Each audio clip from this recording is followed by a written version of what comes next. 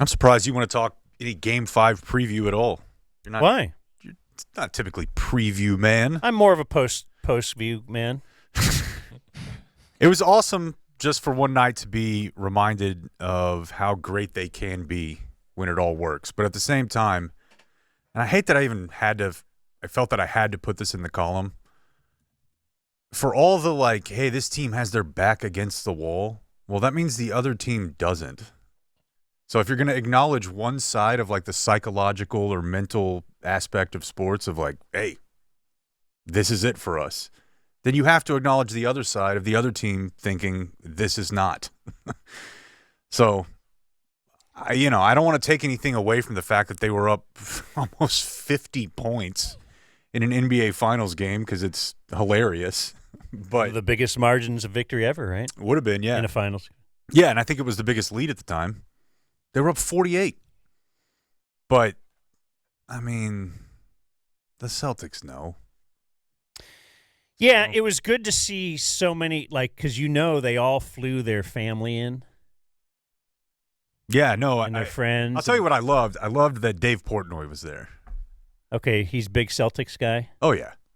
And my only could have been better if Simmons was there, right? That would have been, yeah. That's about the only thing. Yeah, a buddy of mine sent me a video of Portnoy leaving with 8 minutes left. But they have all their family, their friends, Yeah. their kids, Yep. and they're planning. They certainly had somewhere rented out. You would have to think to celebrate.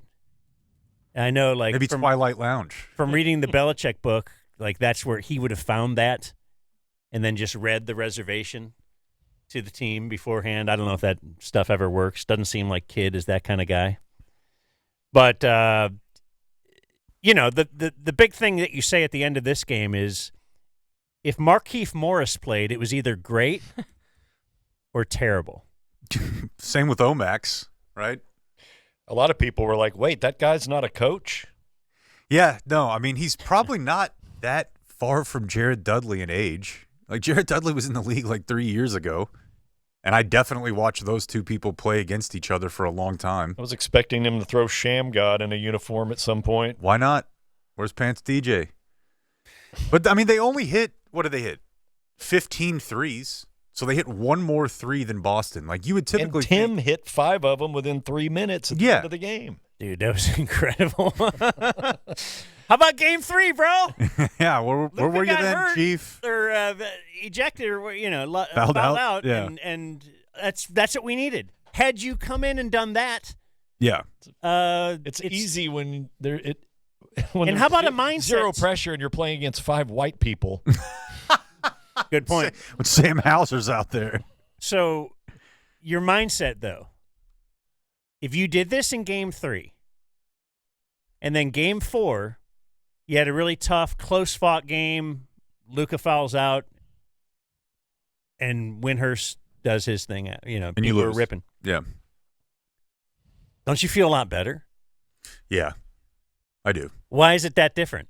That it was game 4? Is it because of the mental letdown that you're aware that Boston had to have? I think so.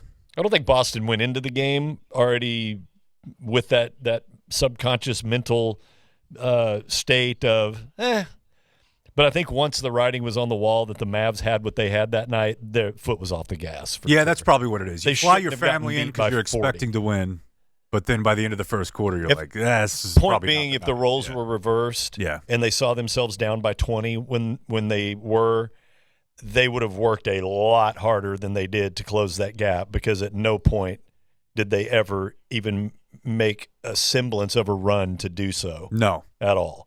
So Dallas is up 26 at half, and they had hit 5 threes. I think by the end of the night, Luka and Kyrie only had 1 3 combined, right? Luka went 0 for 8, I'm pretty sure. So, yeah, if you would have told me that there's a game where the Mavericks at some point will be up almost 50 points where Luka has not hit a 3, because I went back and looked at this.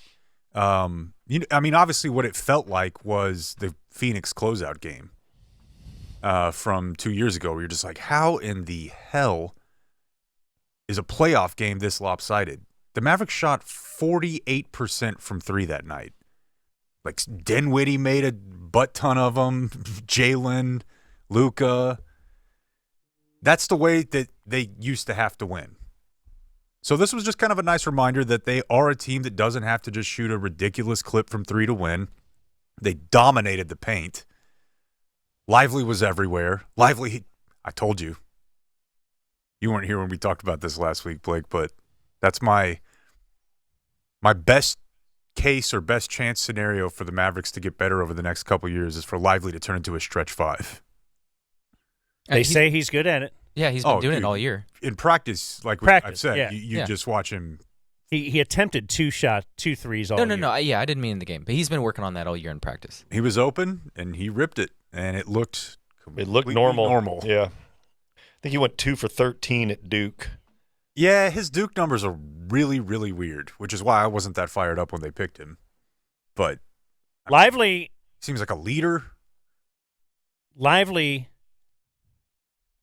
I heard Simmons mention this because he was worried about Derek Lively, and so I went and looked at the popcornmachine.net. Yeah, at the flow chart. So if you add up the second half of Game 3, which is where they're taking a lot from that, like, hey, we did some stuff there, and with Porzingis out, we kind of unlocked some things there that we think we can carry forward. And you never know how that works. I don't believe in carrying forward momentum, but if you carry forward, you have some actual things that you're figuring out. Add up this, and then the first half of Game 4.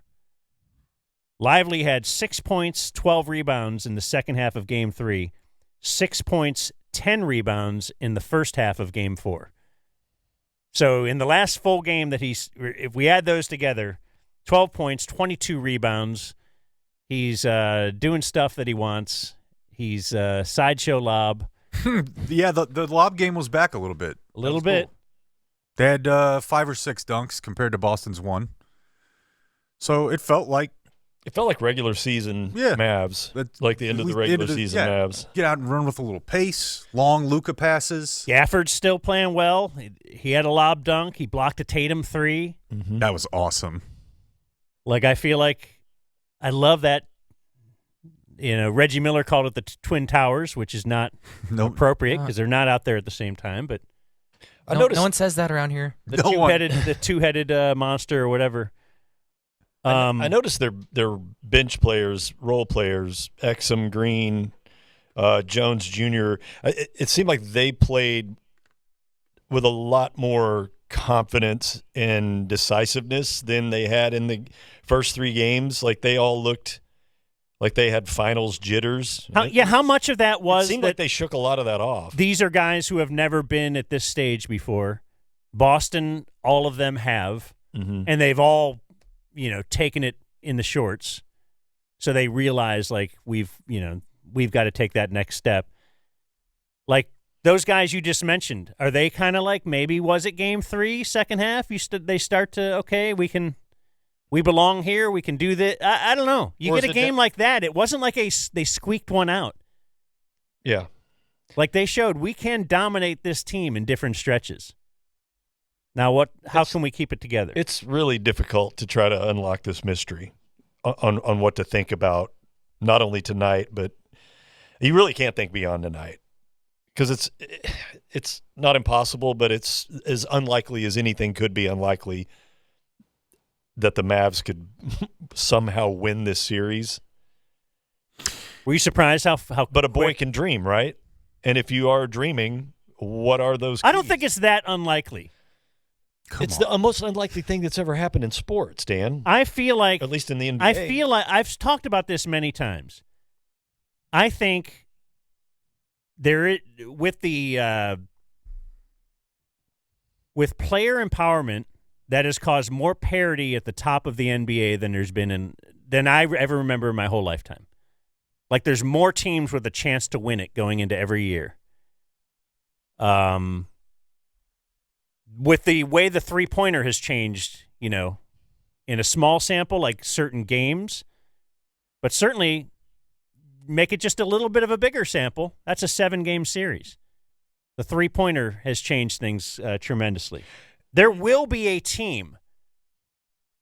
There's going to be a team that's going to come back from a 3-0 deficit. And Luka kind of is the kind of guy that if you're going to be that team, you're going to have a Luka, a guy that is too young to care about any history and all. Like there was no history of a guy playing like Luka or being like Luka, and he just does his. I feel like the Mavs are going to win the title this year. You're out of your mind, dude. But you actually feel that way? But how about this? Whoever wins tonight wins the title.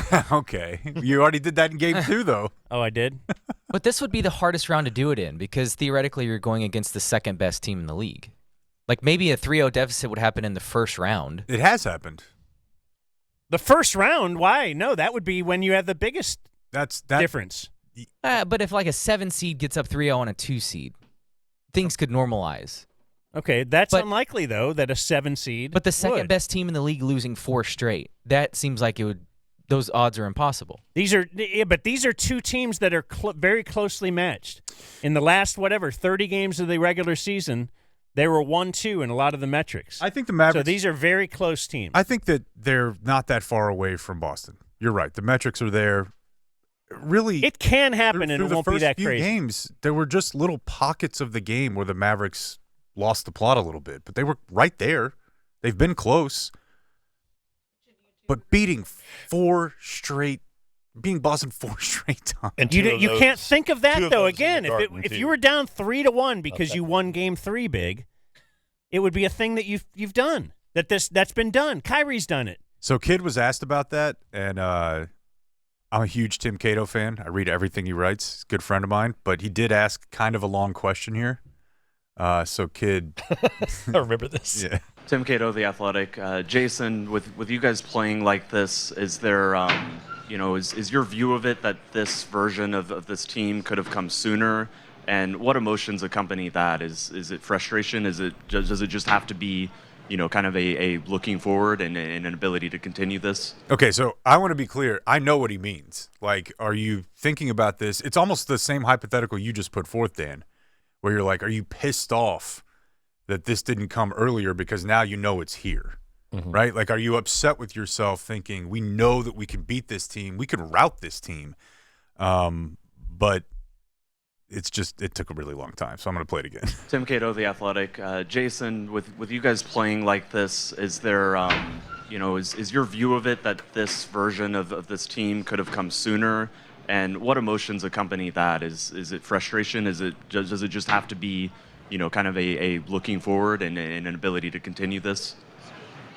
You say that again? That was a long-ass question. Okay, you laughed over the... A looking forward and an ability to continue this? You say that again? That was a long-ass question. Fair enough.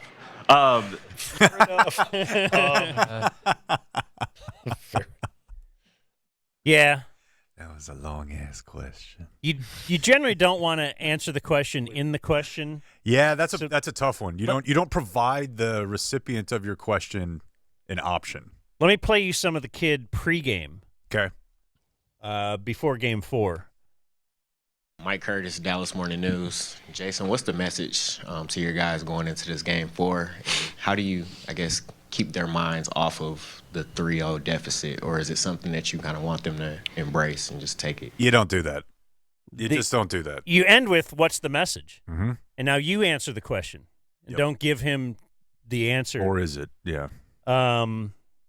This, I thought, was this is a bad question, but I think Jason Kidd kind of gives a good answer, so maybe it's a good question. Jason, which one's more accurate, do you think? That because you know where the series is that freeing mentally in some ways, or is it just pressure of the back against the wall and you have to win tonight to extend this thing? Similar. Yeah, I would not have called that a good question, but but I like what he said, I think. Yeah, I think, Tim, when you talk about the record or the series, is 3-0, somewhere in this game there's going to be a point where either team is going to have to make a stand or they let go of the rope. And so that's just human nature. And so if it happens to be us in the sense we're down or we're fighting to get back in the game, there's going to be a point if there's going to be a fight.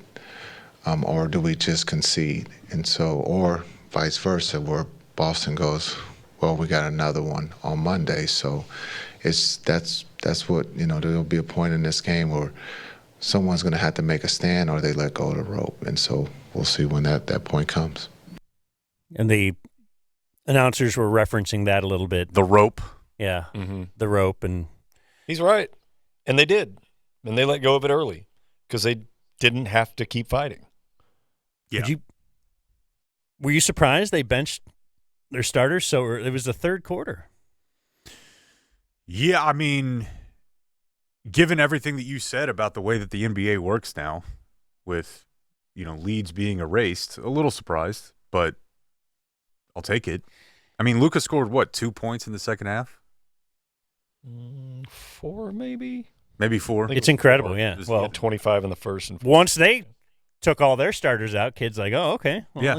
I was a little worried. We'll both go home. How strong is their bench, But apparently it all worked out fine. So here, you know why? Because to use this phrase for the 5th time in 1 week, it was Tim Hardaway Jr. time in Hardaway Jr.'s mind.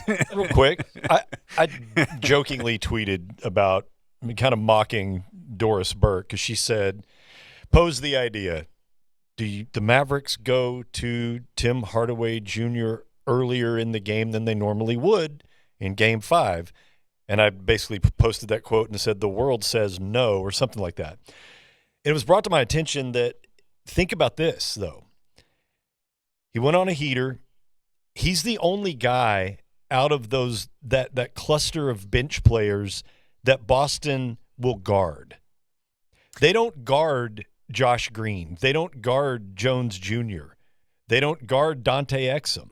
But when Tim's in the game, because of the nature of who he is, that can get on a heater and stay on it just like he did at the end of Game 4, he has to be accounted for. You're not wrong. And is that something that you would do to stretch their defense a little bit to have him out there earlier in the game just because they've got to put a body on him? Because if he gets cooking, it could bury them early. Blake, last week when you were gone, before Game 3, Dan and I were like, maybe it's Timmy time. Maybe good little Timmy, and then he was awful. Game 3, I think he was 0 for 5. He was the only reason Boston got back into the game. He played a lot of minutes too. He played way more than Derek Jones. Yeah. But you can see the thinking because good Hardaway Jr. is really good. That's what we thought. And Danny's right. These role players can't create for themselves. So when Luka and Kyrie are just expending all they have, they need that extra guy. So yeah, if he comes out in Game 5, hits a 3 or 2, and you can tell we may have a good Timmy night, I mean, it's worth finding out. Didn't he just set the NBA record for most threes in a quarter in the finals?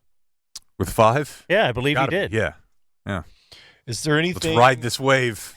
Is there anything to the amount of rest, between Games 3 and 4? It's the only gap where you only had 1 day off that will happen in this series.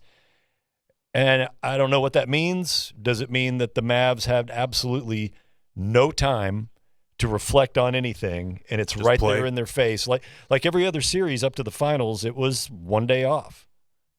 And that rhythm seemed to work for them. Now I think it benefits them now to have 2 days off because obviously it's a travel day, and for the amount of energy that they had to utilize in Game 4, they needed. I think the extra day of rest is going to help them as well because that was max defense ever. They never let up either. The last thing I'll say, Dan, I don't know. It's funny you mentioned Scott Foster being the series extender the other day. Yeah. And then the Mavericks had 10 more free throws than Boston did. Boston never got to the line.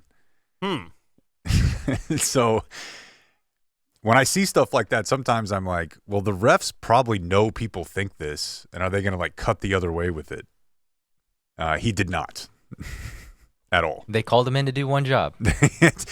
One last job, Scott Foster. Give us a game after the weekend. And the bottom line is, if the Mavs lose tonight, then Game 4, everybody will just say, "Oh, Boston let up. They let up. They didn't have to win it. They wanted to win it at home in front of their fans." The Mavs aren't losing tonight. So Jason Kidd dropped in something in the pregame as well that he just wanted to say. Wet the beak? I'll wet that beak. Okay. The beak is already wet. The beak is doused? Or, winning it all and my Luka MVP.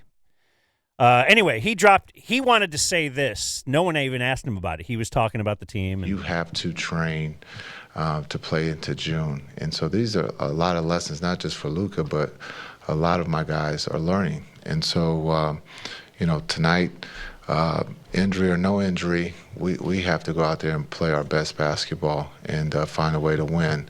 And Luka has been incredible up to this point, and has still been incredible. And for whatever reason, there has been some personal attacks on him, but he will learn from them, and he will be better when he comes back from it. Okay, so no one asked him about personal attacks. So I thought that was kind of interesting. He is the one that brought it up. And now I think media members can ask good questions. And this is a good follow-up a couple minutes later.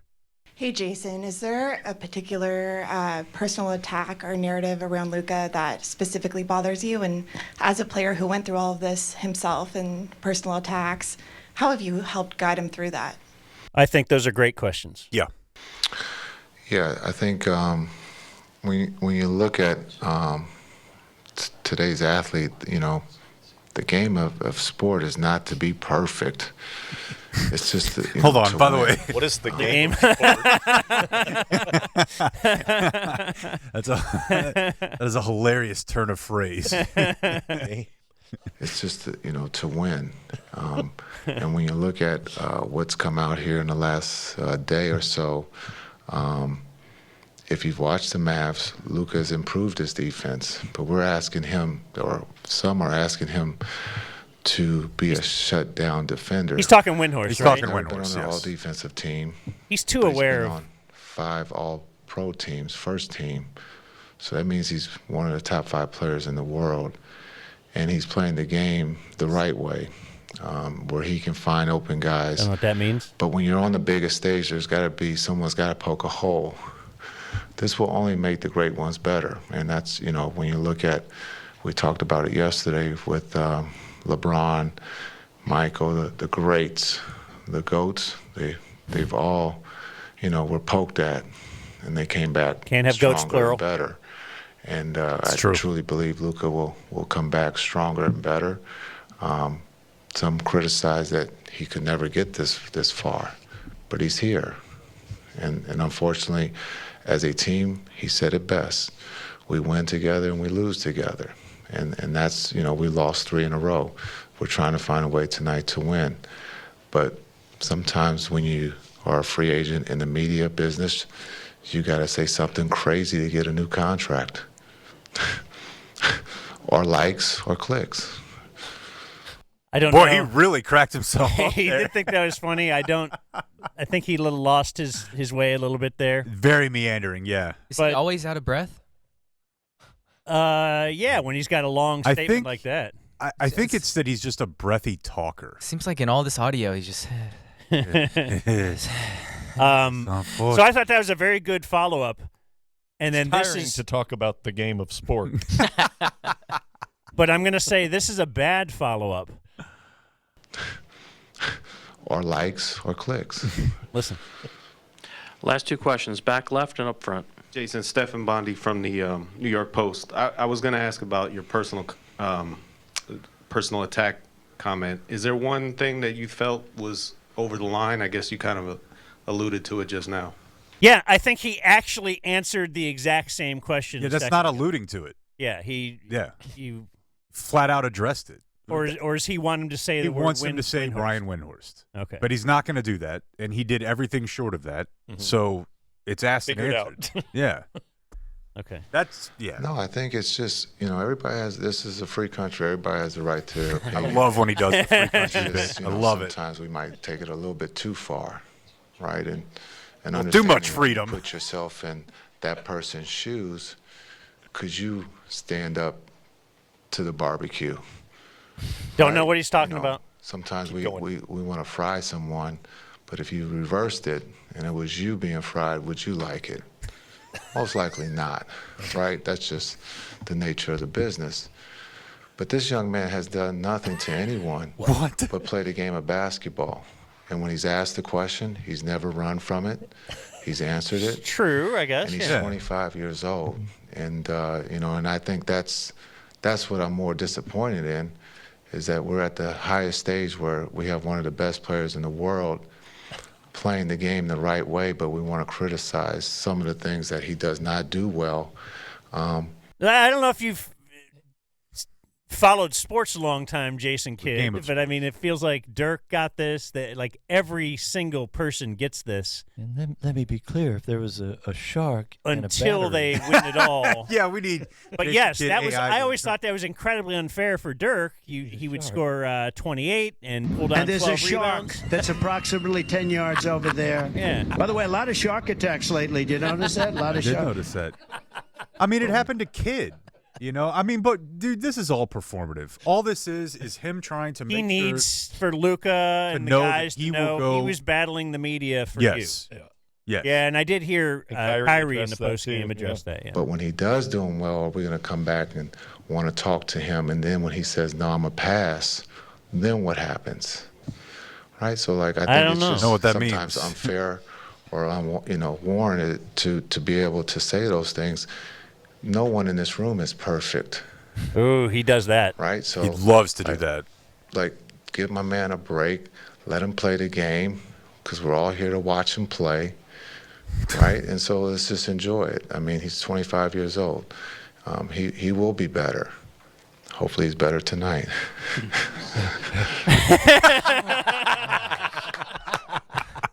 He's so weird. I know. That whole barbecue so weird metaphor, that was real Trumpy. Awesome. I liked it because it put Windhorst in a food-based situation. Barbecue. Which we're fond of. But yeah. I also, I mean, it's the job of the media to be critical. You want to hear Luka post-game? Sure. Or at least just on-court post-game? Yeah. Oh, actually, yeah, so here's all I have from the game broadcast.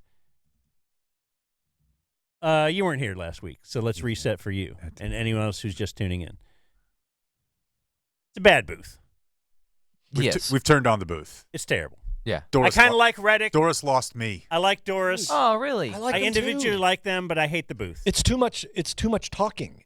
I don't know what it is. Like, Doris is talking way too much. And then because Redick is the young analytic guy, Doris is trying to be analytic guy, and like I got to impress him, and it's all. They both know a ton and are very good. They're great together. But they're both something shooting weird happening at volume levels. Yeah. Yeah. When I was leaving Friday, you said you missed Reggie Miller.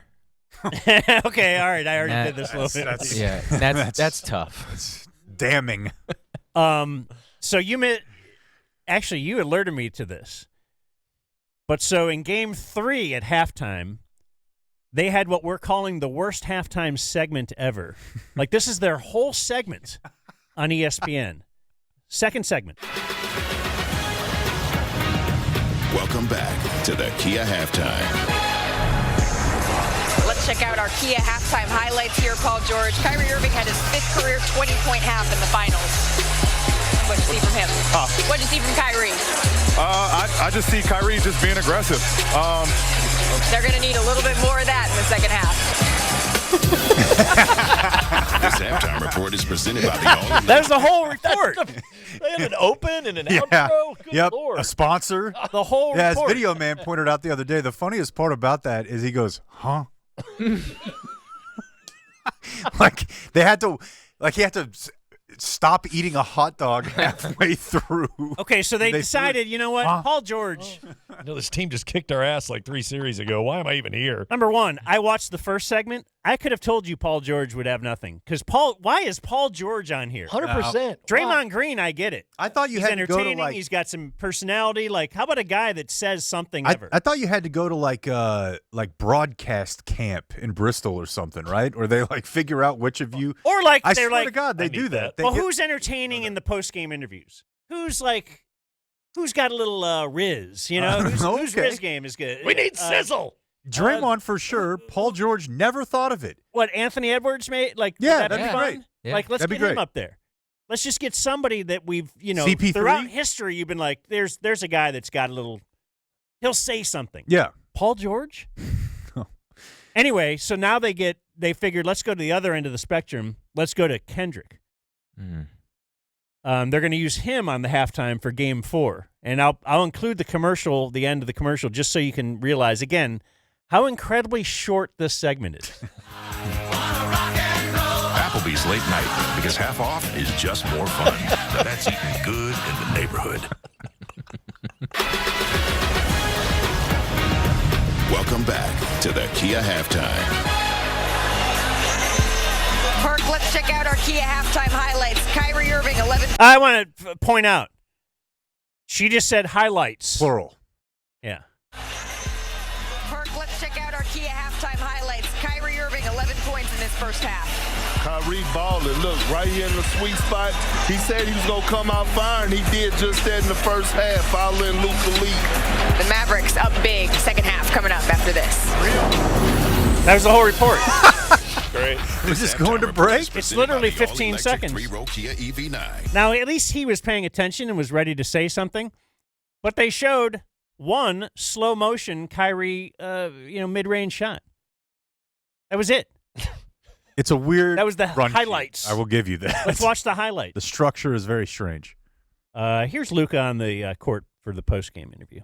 Luka, it was total domination tonight from the opening tip. Just how did you guys make it look so easy? Yeah, we know we had to get. We can't lose no more. Like as we always say, we're going to believe till the end. What was different tonight about the defense? He says that a lot. That's a crutch of his. He's like I always say. Boilerplate for Luka. He'll always say, like I always say. But amazing and I like give I him always the say. English third language pass. What was different tonight about the defense and the mindset? I think our energy was way higher. Everybody was locked in on the defensive end, and then we played with higher pace. Luka, you heard a lot of criticism, fair or unfair, after Game 3. Just what was it like hearing all of that? See, now this one, now he's right there. It felt like their energy was better and their pace. Like I think Luka looking to push is good, but maybe you can't do that as well if you are giving up a made shot. Yeah, it's tough to if you can get that rebound, taking the ball out of the basket, push it right away. But this is almost like, hey, remember we're in this ESPN ecosystem, and our guy is the one who kind of criticized you, and like they have to make a story out of what we say. That's the way I take this, anyway. Luka, you heard a lot of criticism, fair or unfair, after Game 3. Just what was it like hearing all of that? I'm good. I don't pay much attention. There's always going to be criticism no matter what. I just stay focused and help my team win. I hope that's true, that he doesn't pay attention. Kyrie also mentioned that in his postgame, that he they're like, oh, what great advice do you give to the guys? Well, if they're not paying attention, then isn't it kind of silly to say that they feed off of the negativity to fuel their comeback performances when they True, but don't he's not perform? saying that. He didn't say, hey, No, I'm feeding off. That's what Kid does. Yeah. Kid plays both sides of it. Yeah. Like, wow, we don't hear any of it, and we hear everything you say, and it doesn't want to play back. Like, Kid does that all the time, and it drives me crazy. Can we also say, real quick, going back to that useless 25-second halftime report, if that is nothing more than a little bubble created by the network to shoehorn in another Kia mention. Yeah. That's all that is. Don't pull back the curtain too Well, yeah. far. And then it's a 5-minute break before and a 5-minute after. So Yeah. it's like, no, we didn't have a 10-minute break. We had a second. You have to force some fake content in there to, put it in the middle of the sandwich of the Kia bread. Yes. So it looks like, we're getting some real content here, but it basically Kia. That's all it is. That's all it is. This is just one It's not a win, service to but it us. feels like it could have been a statement win. How do you take this game and the momentum that you got here tonight? How do you take that to Boston for Game 5? We got to play the same way. We know how tough it is to play there. I know their fans, they're going to be loud, so we got to stay focused. We got to do the same things we did today. All right, thank you, Luka. Congrats on the win. Yeah. Not much there. Rarely is. No, but you got to grab Luka. But when he's on with the TNT guys afterward, that usually produces something a little fun. Oh, yeah. He can give you something, even if at times it's just the sound of him making a right turn.